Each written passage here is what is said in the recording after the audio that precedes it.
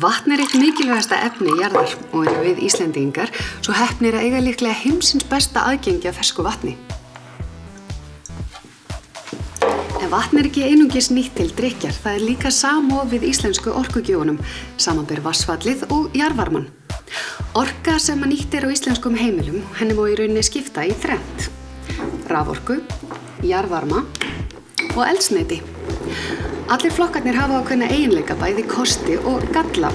Raforku má til að mynda nýta í nánast hvað sem í tæki, til upphitunar og jafnvel í samgöngum, en raforku hins vegar afar erfitt að geyma. Jarðvarminn nýtist aðallega til upphitunar húsa og til baða, en þegar að ræða ódýran valkost, umhverfisvænan og endurnýjanlegan. Eldsneytið má nýta í nánast hvað sem og mjög auðvelt að geyma og geymist nánast endalaust. Gallinn hins vegar að það innflutt, óendurnýjanlegt og auðvitað mengandi. En hvaðan kemur orkan á vatnið? Hvert fer það og hvernig nýtum við það í okkar daglega lífi? Við komumst að því í þáttunum Orka landsins hér á N4.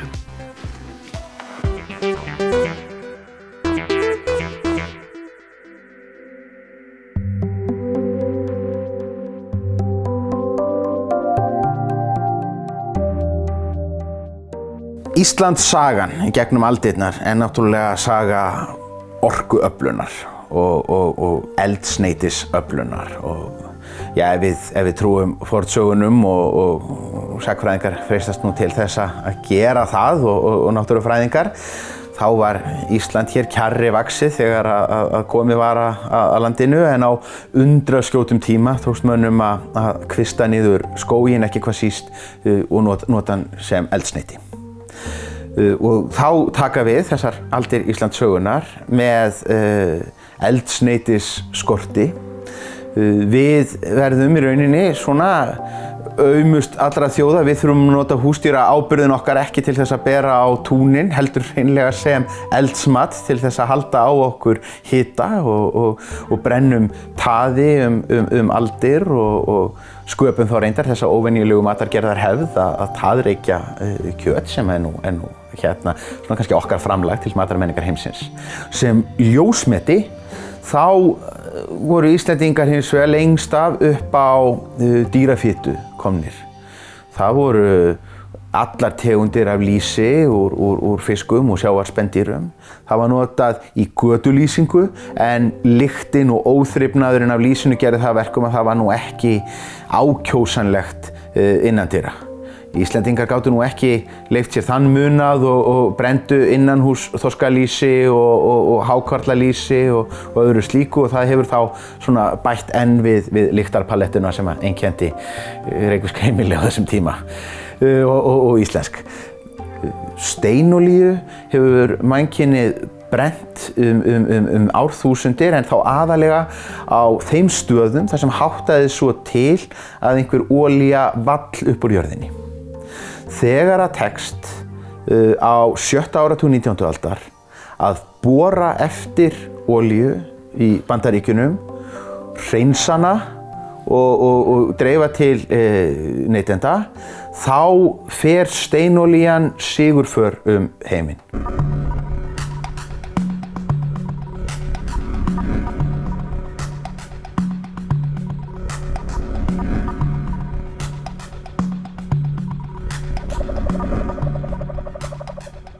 Við Íslendingar eru svo lánsamir að svo orka sem við notum til raforkuframleiðslu og upphitunar að stærstum hluta innlend og endurnýjanleg. Þó ber að hafa í huga að svo enn ekki að öllu leyti, því enn eru svæði á Íslandi sem neyðast til að nota olíu til upphitunar húsa og til raforkuframleiðslu með tilheyrandi mengun og kostnaði. Því enn sóknarfæri í að gera betur. Það eldsneyti hins vegar sem við notum á flugvélar, skip og bíla hér á landi þó enn á stórum hluta innflutt og mengandi. Já, við erum hérna við olíutankana á Akureyri eins og fyrirfinnast víða land. Já. En hvaðan kemur þetta? Já, því miður kemur þetta allt saman frá útlöndum. Yfirleitt keypt í Rotterdam, en uppruna olían svona bara þar sem hún finnst. Það engin olía unnin hér á Íslandi ennþá. Og það þýðir að þetta kostar okkur gríðarlega upphæðir að raun og veru að flytja þessu olíu inn. Olían þetta frábær fyrir það að það svo auðvelt að geyma hana geymist fullkomlega þannig að það er hægt að hafa hana í töngum og bara nota hana nákvæmlega þegar við þurfum. Það er svona helsti kosturinn. Gallinn er náttúrulega, það er ýmsir gallar því miður.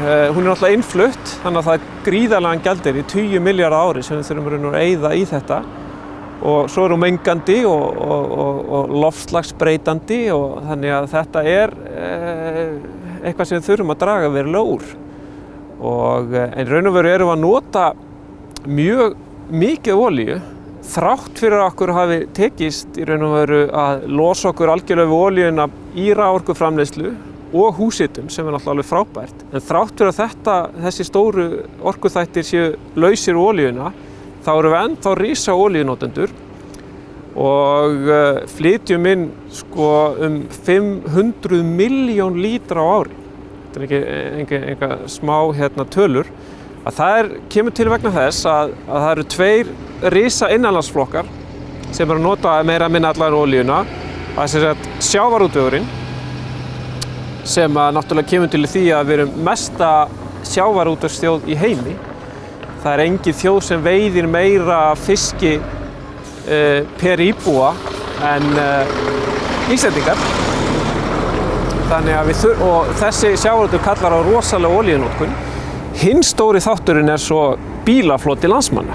Við erum mikil bílaþjóð, það eru yfir 300.000 ökutæki skráð á landinu.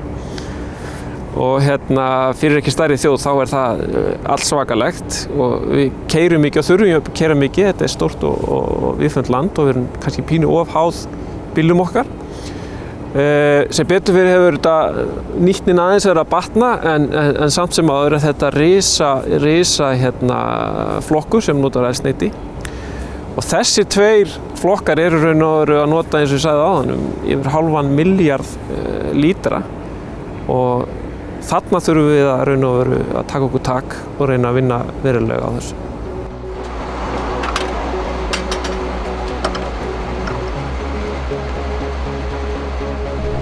Margir kvarta mikið og er alltaf að tala hvað olíuverð er raun og veru hátt. En olíuverð til neytanda er raun og veru samsett þannig að það er innflutningsverð á olíunni en svo er rúmur helmingur skattar og gjöld innanlands. Þannig að svona dæmigert innflutningsverð er kannski 100 krónur á líterinn og þá spyr maður sig hvað er það dýrt? Þá er ágætt að skoða hvaða vinna er þetta sem olían er að gefa okkur og hvað hún er ódýr þegar við skoðum vinnuþáttinn. Svona bíll eyðir 10 lítrum á 100 sem þýðir raun og veru að fyrir 10 kílómetra þá fer 1 lítir. Þannig að ef þessi vinna sem olían er að vinna fyrir okkur á 10 kílómetrum er raun og veru þannig að það kostar ekki nema 100 krónur að fara 10 kílómetra og þið getið ímyndað ykkur að ýta svona flykki í 10 kílómetra og fá ekki meiri laun en 100 krónur. Ég held að margir myndu nú ekki sætta sig við það.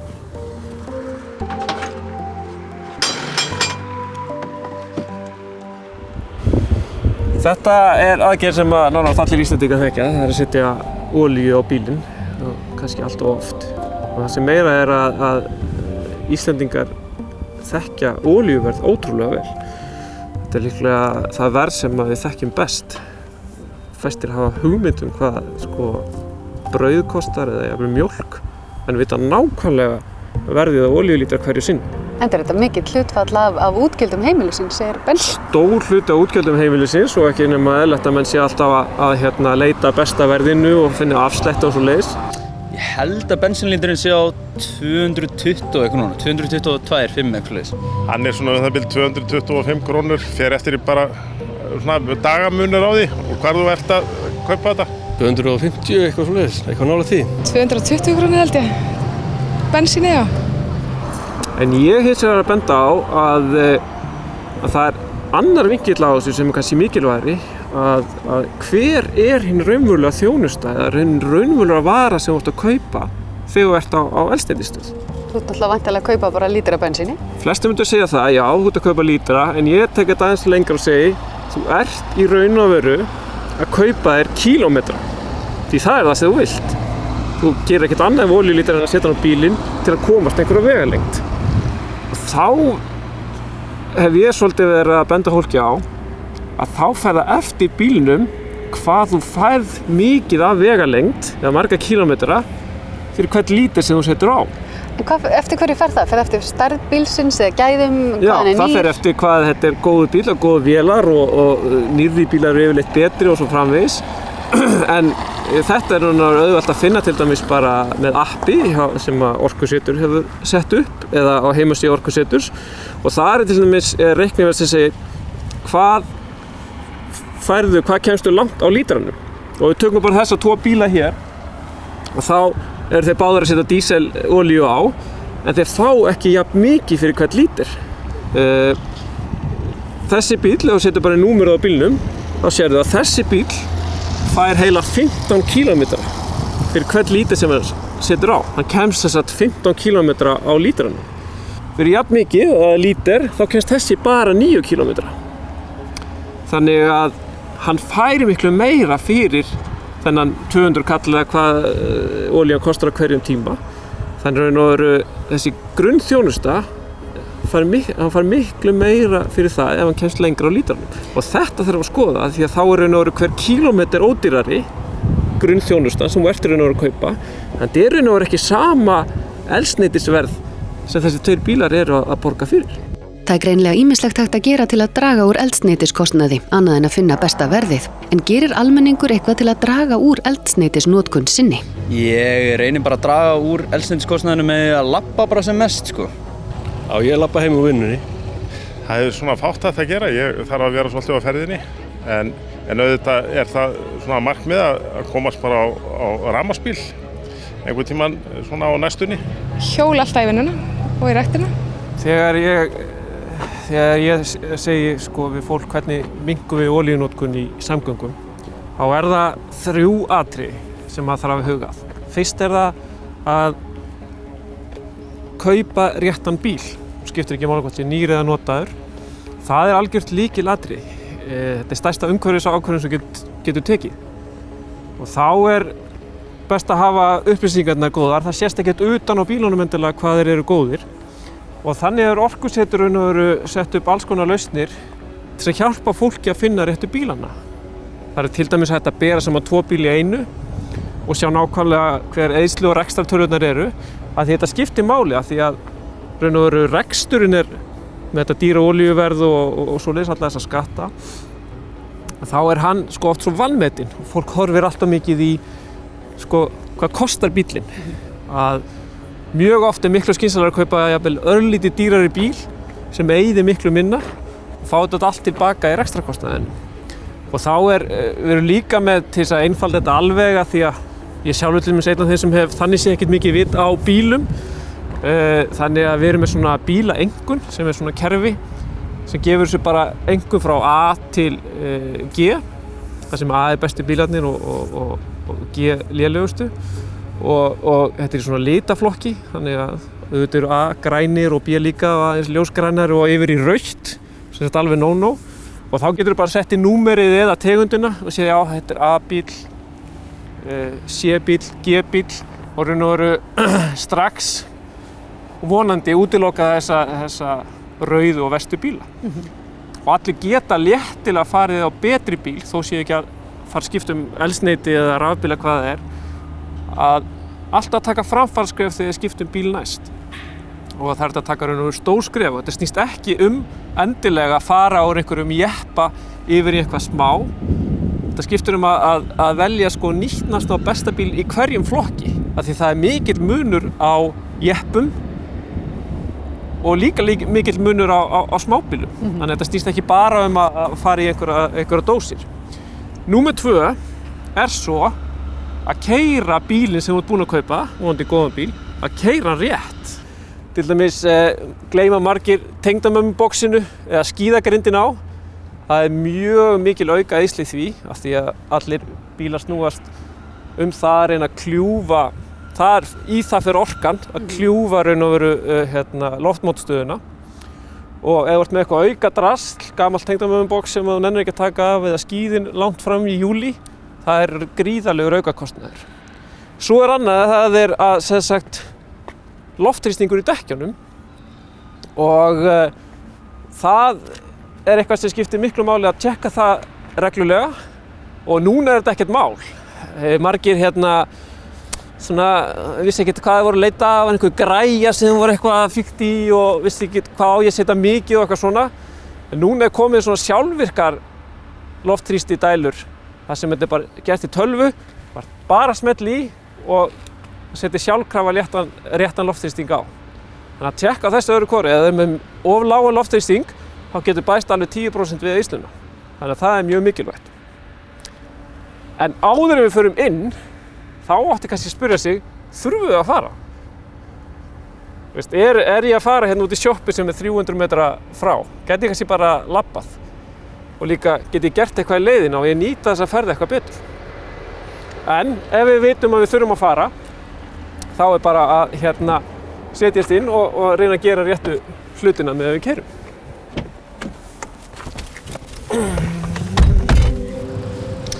Sparakstur, ég veit ekki hvað það er. Sparakstur er náttúrulega bara að keyra á svona tiltölulega hægum hraða sem þannig að bensíneyðslan er sem minnst per kílómetr og passa upp á að leyfa bílnum að renna niður brekkur og nýta allt út úr lítránum eins og hægt er. Það er ýmislegt sem þarf að hugsa þegar við ætlum að reyna að keyra mjög sparlega. Í fyrsta lagi er náttúrulega er eitthvað auka drasl í bílnum. Það er ótrúlega oft sem menn eru með hreinlega flísar eða hellur eða eitthvað gamalt drasl í skottinu og sem gleyma að taka úr eða nenni það ekki. Og það er auka þyngd. Þetta er bara einföld eðlisfræði að öll auka þyngd kallar á meiri eyðslu. Og þannig að passa að hafa bílinn alltaf alveg frían og öllu svona aukaþyngd. En svo er eitt lykilatriði að því ég hef verið að tala hver er raunverulega þjónusta sem við erum að kallast eftir.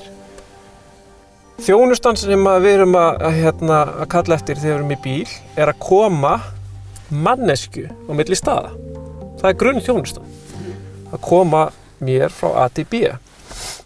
Þannig að þegar við erum hérna 2 í bílnum, þá erum við strax búin að helminga þjónustukostnaði. Að þegar við tökum 2 manneskjur frá A til B. Þannig að við erum strax að gera góða hluti með að vera 2 í bílnum. Það er allt algengt í Íslandi að með séu 1 í bíl. Síðan að hafa í huga að allt kallar á orku. Þannig að þegar þú ert að setja á loftkælingu, sem betur fer ekki oft nauðsynlegt á Íslandi, allt svona auka, það kallar á orku. Þannig að við verðum ekkert útvarp. Við erum að spara.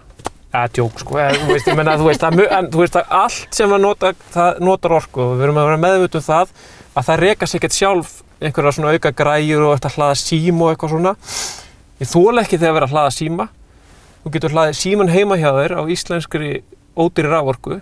Þegar þú hliður símaðinn í bílnum, þá ertu að hlaða hann á olíu.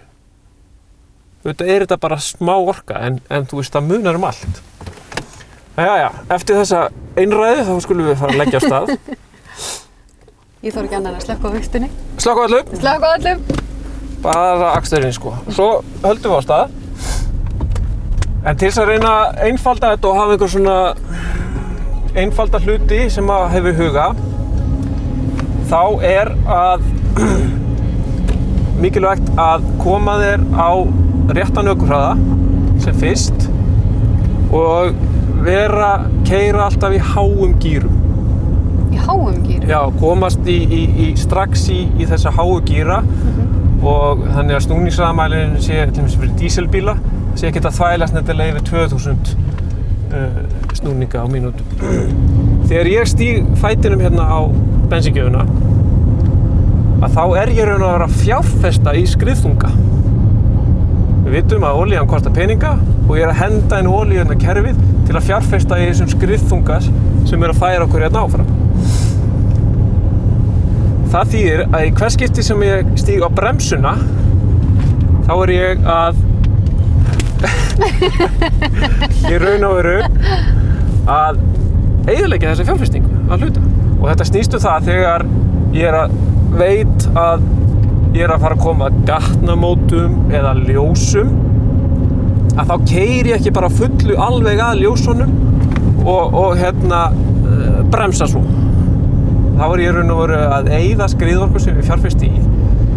Betra eins og núna stefnum við á hægri beygju eftir smá stund. Þá ger ég ráð fyrir því Ætlum ekki til vinstri. Í akstrinum, jú, við förum til vinstri fyrir ekki, ég ætla ekki að stefna hérna út í sjó, að stefnuljós, þráttur auka orkunótkun, þá gefur stefnuljós, en nú ég fyrir löngu búin að taka fótinn af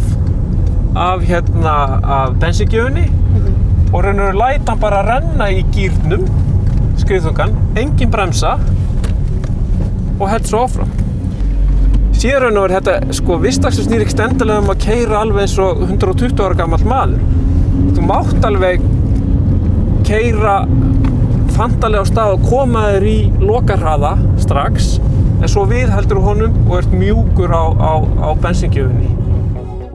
Það sem sagt ýmislegt hægt að gera, velja hagkvæman bíl, keyra sparlega og nú auðvitað hreinlega keyra minna. Æ fleiri hafa valið hjólreiðar sem hagkvæman kost í samgöngum.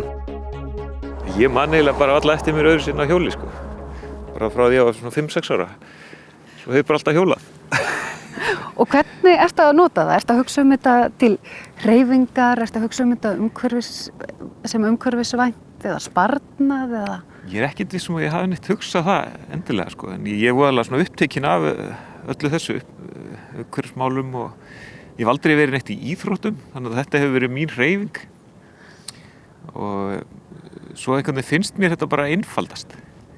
Mér finnst einfaldast að fara út og hjólið hérna tilbúið, aldrei að skafa, ég kemst allt á þessu. Ég þarf ekki að eyða tíma í að hreyfa mig öðru leyti. Og ég þarf aldrei að fara með hjólið í smurningu eða kaupa bensín eða neitt svoleiðis. Þetta er ódýrt. Já, hefur eiginlega bara alla kosti. Ég held að svona aðalatriðið sé svona hugurinn svona, já, stilla sig inn á þetta. Fólk stillt inn á bílinn. Finnst þér þetta að hafa breyst eitthvað reiðhjólamenningin hér á landinu gegnum þessi ár? Já, mjög.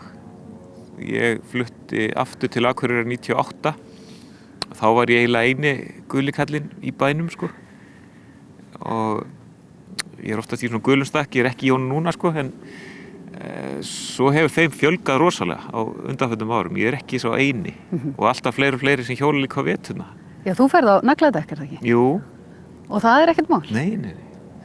Það ekkert mál. En þú átt samt bíl? Já. Þú aldrei hugsað að fara bara út að vera alveg bíllaus? Ég hef stungið upp á því heima. Það hefur ekki verið samþykkt. Svona bara aðalega í gamni, sko. Það er búið gott að eiga bíl og geta farið í ferðalög og svona stundum fer maður og snattar eitthvað, en ég fer líka í búðin á hjólinu. Ég á svona kerru aftan í hjólið. Ég get keypt inn svona 3 góða bónuspoka og sett í vagninn. Það alveg hæfileikar. Já, þetta ekkert mál, sko. Settu bara vagnin aftan í og settu pokan í og hjólar heim. Heldur við séum að mikla þetta svolítið fyrir okkur? Ég held það, sko. Þetta ekkert vandamál. En það mér hins vegar svakalega mikil vinna sem fer í það að reka bílinn, sko. Þú þarft að vinna rosalega lengi til þess að eiga fyrir bílnum. Þannig að ef fólk vill vinna minna, þá getur það að sleppti eiga bíl og bara hreinlega unnið minna. Og verið meira í frí. Það náttúrulega möguleiki. En þarf maður svona, maður þarf aldrei öflugt hjól ef maður ætlar að vera alltaf á því eða hvað? Já, það gott að kaupa ekkert of ódýrt. Þau eru svo léleg þessi ódýrustu hjól. Lélegri gírar, það eru ódýrari málmar sem ryðga og þetta stífnar allt upp og þá verður þetta leiðinlegt. Þá verður þetta erfitt viðhald og það svona fælir fólk frá.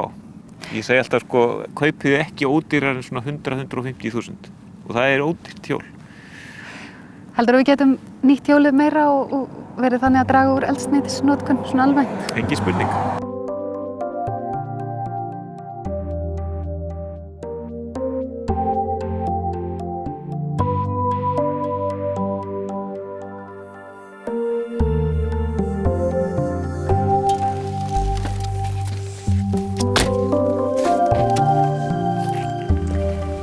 Jæja, þá erum við komin á bílnum hingað í Kjarnaskóg. Það er nú kannski engin tilviljun. Nei, við erum svona raun og veru á endapunkti þessa ferðalagsolíunnar Ísland. Byrjum það sem þetta kom á höfn hérna í Krossanesi og síðan þetta sett á dælustöðar og við setjum þetta á bílinn. Og olía er raun og veru megin uppistaði olíu er kolefni, eða sé. Og það er raun og veru það sem við setjum á bílinn, alveg eins og við raun og veru setjum upp í okkur því að uppistaðið því sem við borðum er sé. Þannig að við setjum kolefnið á bílinn og vélinn kveikir í þessu í sprengirheiflinum til þess að snúa hjólunum. En þá kemur náttúrulega þetta að þá kemur þessi útblástur CO2, sem sagt kolefnið binst súrefni og það fer svo upp í loftið og er raun og veru til vandræða vegna þess að það er allt og mikið brennt af jarðefnaeldsneyti langt umfram það sem að skógur eða slíkur getur nokkuð tíma bundið. Og við setjum þetta bara í samhengi að við erum kannski að nota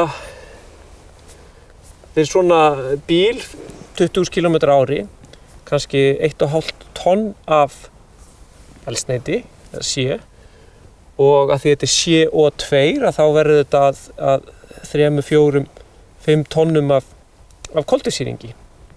Og til að setja það í samhengi að þá raun og veru í svona trén binda raun og veru kolefni, þannig vaxa þau. Helmingurinn kannski að þessum stofni er raun og veru kolefni, alveg sama kolefni og við settum á bifreiðina. Þannig að það er ákveðið mótvægi í svona vaxandi skógi, hann bindur kolefnið en hefur auðvitað engan veginn undan, bara því að við tökum sem dæmi að bara svona einn bíl, ef við ættum að hafa tré til þess að raun og veru mæta þeim útblæstri sem kemur úr einum ræfilsbíl, þá þyrftum við rúmlega fyrir þennan 2000 tré. Og raun og veru á orkusetur.is getur við farið og séð, sett í númerið á bílnum, séð hvað þarf mikið af trjám til þess að mæta þínum akstri. Og þá svona springur þetta svolítið framan hvað þetta er gríðarlegt magn. Það þyrfti þess að 2000 tré sem að í svona skógrækt væri kannski hektari. Og hvað er hektari? Það segir okkur ekki mikið. Hektari er náttúrulega 10.000 fermetrar.